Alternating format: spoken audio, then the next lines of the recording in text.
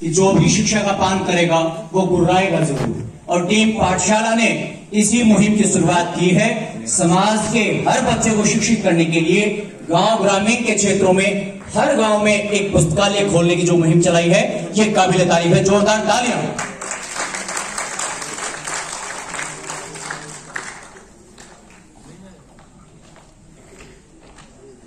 गुजरों के सम्मेलन में दहाड़ होनी चाहिए, तालियां कम है, जोरदार तालियां के साथ।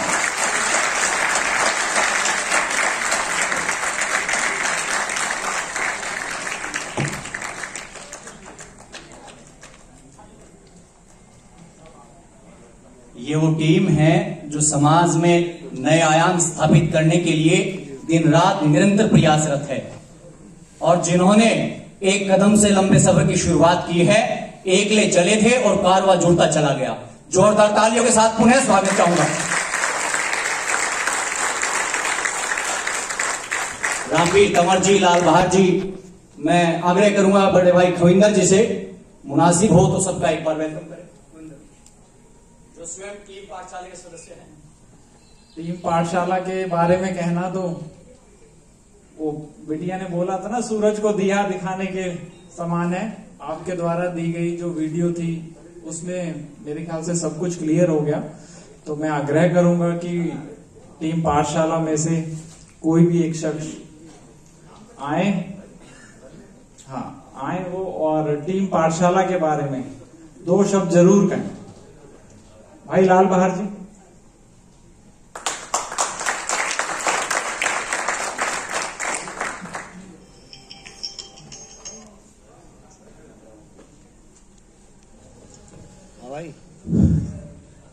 समस्त गुजर बिरादरी को राम राम।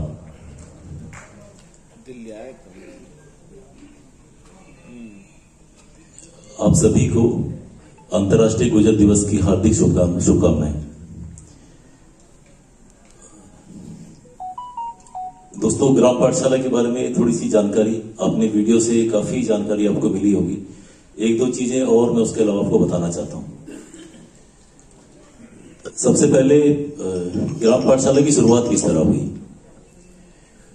मैं गनौली गांव का रहने वाला हूं। लौनी तहसील में गांव पड़ता है। इस गांव में हमने पिछले साल अगस्त के महीने में अपने गांव के बच्चों के लिए एक लाइब्रेरी का निर्माण किया था, जिसमें हम अपने गांव के जितने भी सरकारी कर्मचारी थे उन्होंने मिलकर इस लाइब्रेरी को बनाया, जिसमें हमारे ग्राम प्रधान से हमने अनुरोध किया कि हमें जो पंचायत घर है गांव का, जो अबंडन पड़ा था, जिसका कोई इस्तेमाल नहीं हो रहा था, हमने उनसे अनुरोध किया कि आप हमें अगर इजाजत दें तो हम इस पंचायत घर को लाइब्रेरी के रूप में डेवलप कर सकते हैं। तो प्रधान जी ने कहा तो बहुत अच्छा काम आप कर लीजिए। तो हम सबने अपनी खुद की सेविंग से 5 लाख रुपए इकट्ठा किया, करीब 100 लोगों ने, और हमने बहुत अच्छी सी लाइब्रेरी अपने गांव के बच्चों के लिए बना दी। अब जब हम ये लाइब्रेरी बना रहे थे तो हमारे मन में एक शंका थी कि पता नहीं सब बच्चे आएंगे कि नहीं आएंगे, कितनी सक्सेसफुल होगी, मॉडल चलेगा कि नहीं चलेगा। लेकिन जब वो बन के तैयार हुई तो उसमें हमारे गांव के बच्चे तो छोड़िए, आसपास के गांव के बच्चे भी आने लगे, क्योंकि ये फ्री ऑफ कॉस्ट थी, इसमें कोई फीस नहीं रखी गई थी। अब दूसरे गांव के बच्चे जब आए तो हमारे गांव के बच्चों के बैठने के लिए जगह कम पड़ने लगी।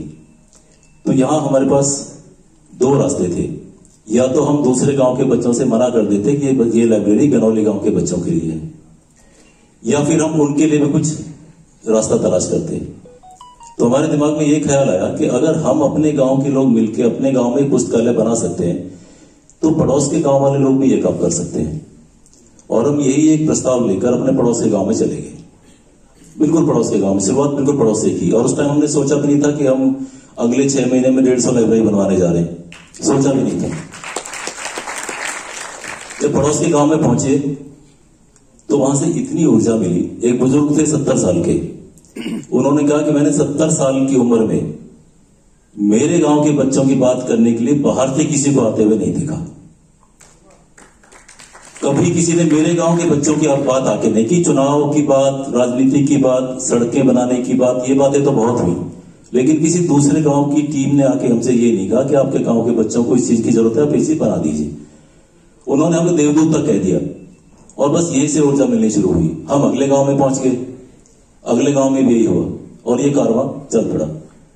हुआ ये कि जिस गांव में हम पहुंचे उसी गांव में लाइब्रेरी बन गई और उस गांव से कुछ लोग हमारे साथ हो लिए कि अब ये अगले गांव में हम आपके साथ रहेंगे। तो कारवां चलता गया और अब पिछले 6 महीने के अंदर हम उत्तर प्रदेश के 12 जिलों में लाइब्रेरीज बनवा चुके हैं। और अभी स्थिति ये है कि अब हमें ही नहीं पता कितनी लाइब्रेरीज बन रही हैं। शुरू में तो हम गिनते थे कि वहां बन रही है, बहुत अच्छी बात है, फिर कि किसी दूसरे गांव से खबर आती है कि यहां बन रही है, बहुत अच्छी बात है, लेकिन अब स्थिति ये है कि अब हमें ही नहीं पता कितनी बन रही है।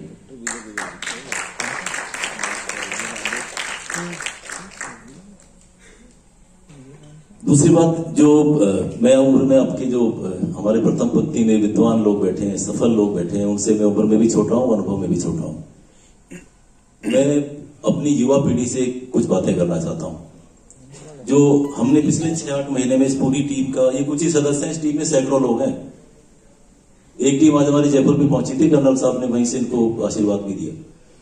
तो जो मेरी युवा पीढ़ी है उनसे मैं अपने अनुभव साझा करना चाहता हूं, क्योंकि मैं भी दिल्ली पुलिस में इंस्पेक्टर था, उसके बाद नेशनल ह्यूमन राइट्स कमीशन में पहुंचा।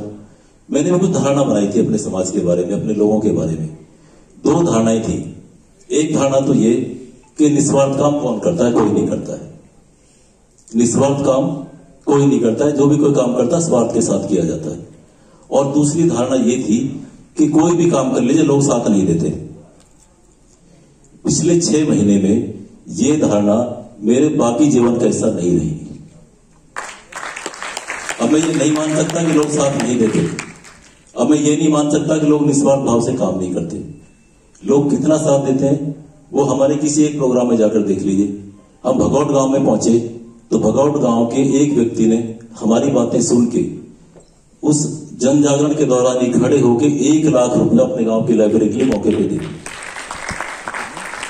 लोग इतना साथ देते हैं।